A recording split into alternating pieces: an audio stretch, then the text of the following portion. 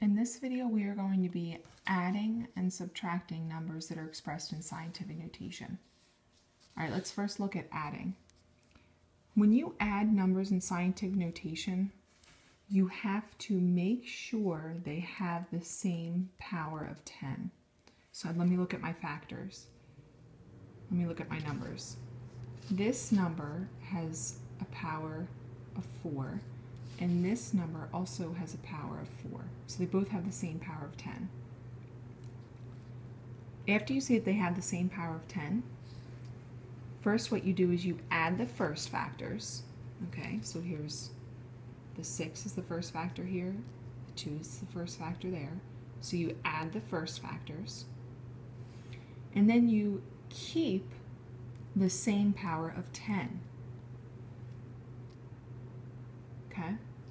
So now let's do the problem.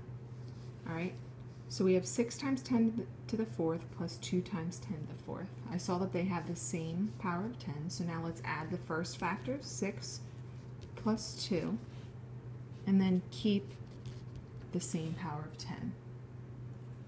6 plus 2 is 8 times 10 to the 4th. There's my answer. Okay, now let's look at subtracting numbers that are expressed in scientific notation.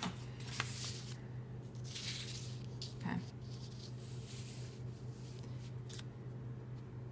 We're going to simplify 9 times 10 to the 3rd minus 3 times 10 to the 3rd. Now, just like with addition, in subtraction, you have to make sure they have the same power of 10.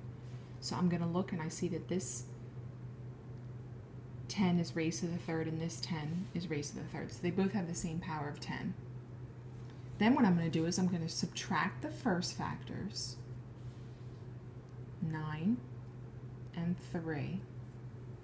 And then I'm going to keep the same power of 10.